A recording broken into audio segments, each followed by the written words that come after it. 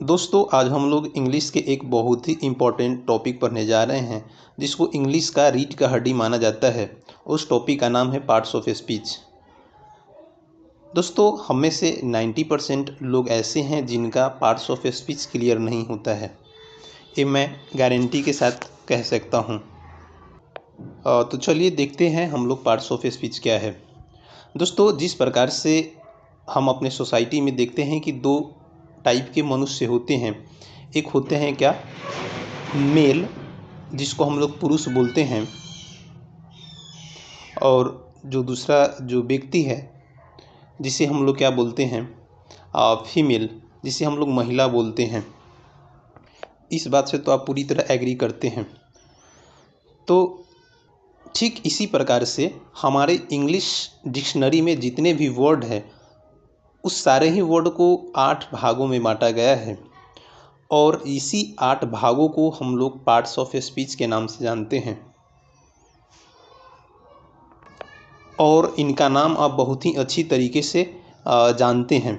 चलिए फिर से एक बार उनका नाम जान जाते हैं। जो पहला नाम है जिसको हम लोग नाउन बोलते हैं,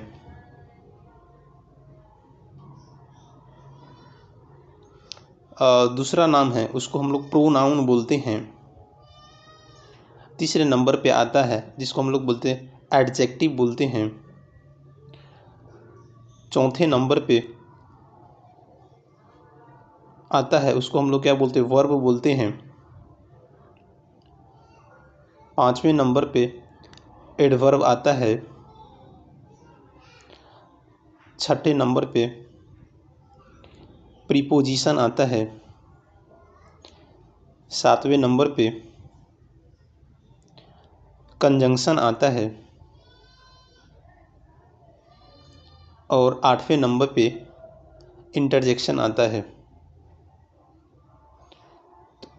ये रहा सारा पार्ट्स ऑफ स्पीच का नाम, जिसे आप पहले से बहुत अच्छी तरीके से जानते थे।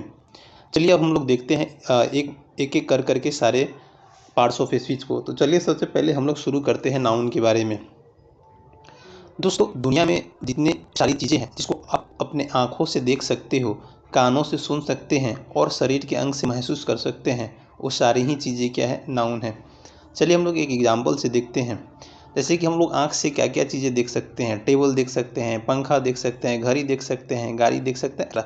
सेम उसी तरीके से हम लोग कान से क्या कर सकते हैं, गाना सुन सकते हैं, किसी की आवाज़ को सुन सकते हैं, घंटी की आवाज़ को सुन सकते हैं, शोरगुल को सुन सकते हैं। ठीक कुछ उसी प्रकार से महसूस हम लोग क्या क्या कर सकते हैं। जैसे कि किसी बर्तन को टच करते हैं तो ये पता चलता है क्या है, यह गर्म है। किसी चीज़ को टच करते हैं तो पता चलता है कि यह ठंडा है। ठीक उसी प्रकार से हमारे शरीर में जो दर्द होता है उसको हम लोग महसूस करते हैं। जब हमारा फ़ोन बजता है तो फ़ोन क्या होता है, वाइब्रेट करता है। तो ये सारा ही क्या है, नाउन है। तो चलिए हम लोग अब देखते हैं क्या प्रोनाउन के बारे में। दोस्तों प्रोनाउन जो शब्द या जो शब्द किसी नाउन के बदले में आता है उसे ही हम लोग क्या बोलते हैं, प्रोनाउन बोलते हैं। चलिए हम लोग एक एग्जांपल से देखते हैं। Radha is a doctor, she is very beautiful. मतलब राधा एक डॉक्टर है और वह क्या है, बहुत ही ज़्यादा सुंदर है। दोस्तों हम सभी जानते हैं क्या है कि यहाँ पे राधा क्या है, एक नाउन है। और अगर मैं आपसे पूछूं कि वह सुंदर है तो आपसे पूछूं कि कौन सुंदर है, तो इसका मतलब क्या है कि राधा सुंदर है। तो जो यहाँ पे सी है वह किसके लिए आया हुआ है, राधा के लिए आया हुआ है। सेम उसी तरीके से Amit is a student, he is very intelligent. Amit एक छात्र है और वो क्या है, बहुत ही ज़्यादा तेज है। मैं यहाँ पे पूछूं कि ही किसके लिए, वह तेज है। कौन तेज है, डेट मीन्स कि अमित तेज है, इसलिए ही क्या है यहाँ। और दोस्तों अब हम लोग देखते हैं एडजेक्टिव के बारे में। जो शब्द नाउन या प्रोनाउन के बारे में बात करता है उसे ही हम लोग एडजेक्टिव कहते हैं। For example Radha is a beautiful girl. दोस्तों हम सभी जानते हैं कि यहाँ पे राधा और गर्ल क्या है, एक नाउन है। दोस्तों अगर मैं आपसे पूछूं कि राधा कैसी लड़की है तो आप बोलोगे कि सर राधा ब्यूटीफुल लड़की है। इसका मतलब ब्यूटीफुल क्या है, राधा के बारे में बात कर रहा है। चलिए हम लोग दूसरा एग्जाम्पल देखते हैं। This is a big house, यह बड़ा घर है। दोस्तों यहाँ पे हाउस क्या है, एक नाउन है। अगर मैं आपसे पूछूं कि हाउस कैसा है तो आप बोलेंगे सर हाउस बड़ा है। तो यहाँ पे बड़ा क्या है, घर की क्वालिटी को बता रहा है। This is red pen. दोस्तों मैं आपसे पूछूं कि पेन कैसी है तो आप बोलेंगे सर रेड है। तो यहाँ पे रेड क्या है, पेन की क्वालिटी को बता रहा है। अब आगे हम लोग देखते हैं वर्ब के बारे में। दोस्तों जो शब्द किसी काम को दर्शाता है तथा उसका अंत ना या ता से होता है उसे भी हम लोग क्रिया कहते हैं, अर्थात वर्ब कहते हैं। फॉर एग्जाम्पल, पढ़ना, हंसना, दौड़ना, लिखना, खाना, धोना, दौड़ता है, हंसता है इत्यादि। दोस्तों इन सभी वर्ड में अगर आप देखेंगे, शब्द में देखेंगे तो लास्ट में क्या है, ना आता है, जिससे यह पता चलता है क्या कि यह सभी क्या है, वर्ब है, क्रिया है। चलिए हम लोग कुछ एग्जाम्पल देखते हैं। मैं किताब पढ़ता हूँ, वह दौड़ता है, राधा हंसती है। दोस्तों अगर तीनों ही सेंटेंस में देखें तो यहाँ पे पढ़ना क्या है, एक क्रिया है यानी वर्ब है। दौड़ना क्रिया है, हंसना क्या है, क्रिया है। क्योंकि हम लोगों ने जाना था कि जो शब्द ना या ता से अंत करता है वही क्या होता है, क्रिया कहलाता है। चलिए आगे हम लोग देखते हैं एडवर्ब के बारे में। जो शब्द क्रिया के बारे में बात आता है उसे ही हम लोग एडवर्ब कहते हैं। एक बात आपको याद रखना है कि एडवर्ब ज़्यादातर एल वाई से ही अंत होता है। सारे वर्ड तो नहीं, लेकिन कुछ वर्ड जो है एल वाई से ही हमेशा अंत करता है। For example, I run fastly. तो यहाँ पे फास्टली क्या है, एल वाई से अंत करा। इसका मतलब क्या है, यह एक एडवर्ब है और यह क्या है, रन की विशेषता को बताता है। राम इट्स स्लोली, यहाँ पे एल वाई किस में लगा हुआ, स्लोली में। इसका मतलब स्लोली क्या है, एक एडवर्ब है। चलिए नेक्स्ट हम लोग देखते हैं प्रीपोजिशन के बारे में।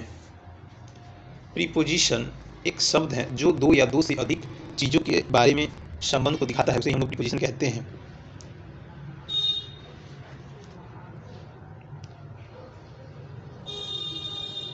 For example, book on table. दोस्तों यहाँ पे बुक और टेबल क्या दो चीज़ें हैं, यानी किताब क्या है, टेबल पे है। तो ऑन क्या है, किताब और टेबल के बीच के संबंधों को दर्शाता है। He is good at English, वह अंग्रेजी में अच्छा है। दोस्तों यहाँ पे एट जो है अंग्रेजी और गुड के बीच में संबंध को दर्शाता है। For example, in, on, with, at, to, in, to, ये सारे ही क्या है दोस्तों, तो ये सारे क्या है, प्रीपोजिशन के एग्जाम्पल हैं। चलिए अब हम लोग आगे देखते हैं कंजंक्शन के बारे में। दोस्तों दो या दो से अधिक वर्ड या सेंटेंस को जोड़ने वाले शब्द को ही कंजंक्शन कहते हैं। चलिए देखते हैं कि कैसे दो शब्द या दो वाक्यों को जोड़ता है। रवि एंड शिवम। दोस्तों यहाँ पे रवि एंड शिवम क्या है, दो नाम है, और यहाँ पे एंड क्या है, दोनों को आपस में जोड़ता है, इसलिए यहाँ पे एंड क्या है, एक कंजंक्शन है। चलिए नेक्स्ट देखते हैं सेंटेंस को कैसे आपस में जोड़ता है। My name is Ravi, I am a boy. दोस्तों ये दोनों सेंटेंस को ही हम लोग कंजंक्शन के माध्यम से जोड़ते हैं। My name is Ravi and I am a boy. दोस्तों यहाँ पे दोनों सेंटेंस को हम लोगों ने एंड की सहायता से आपस में जोड़ दिया। दोस्तों यहाँ पे कंजंक्शन के कुछ एग्जाम्पल आपको बता रहा हूँ, जैसे कि एंड, बट, और, सो, बिकॉज, ऑल द, ये सारे ही क्या है, कंजंक्शन हैं। चलिए आगे हम लोग देखते हैं इंटरजेक्शन के बारे में। दोस्तों इंटरजेक्शन एक ऐसा शब्द है जो कि इमोशन को दिखाता है, उसे ही हम लोग क्या कहते हैं, इंटरजेक्शन कहते हैं। अब हमें से बहुत सारे लोगों को एक कन्फ्यूजन होगा कि इमोशन क्या होता है। तो चलिए हम लोग देखते हैं कि इमोशन क्या होता है। दोस्तों, हम कभी कभी क्या होते हैं कि बहुत ही ज़्यादा खुश होते हैं, कभी कभार क्या होता है कुछ कारणवश बहुत दुखी हो जाते हैं, या कभी ऐसा भी होता है बहुत ही ज़्यादा एक्साइटेड हो जाते हैं। तो ये सारा ही क्या है, एक तरीके का इमोशन है। तो चलिए हम आपको बताते हैं इंटरजेक्शन का कुछ एग्जाम्पल, जैसे कि wow, oh my God, amazing, well done, congratulations. ये सारा ही क्या है, इंटरजेक्शंस है। चलिए हम लोग कुछ एग्जाम्पल फिर से देखते हैं। Wow, you did a great job, आपने बहुत ही अच्छा काम किया है। कॉन्ग्रेचुलेशन मिस्टर अनमोल, मिस्टर अनमोल आपको बधाई हो। Oh my God, she is your mother, वो तुम्हारी माँ है। दोस्तों, इस तरीके से हम लोगों ने पार्ट्स ऑफ स्पीच को बहुत अच्छी तरीके से सीखा। न केवल सीखा बल्कि आपके अंदर इतना कॉन्फिडेंस आ गया कि आप किसी को बता भी सकते हैं। दोस्तों, आपको यह वीडियो कैसा लगा कमेंट बॉक्स में ज़रूर बताइए। साथ ही साथ इसको सब्सक्राइब करके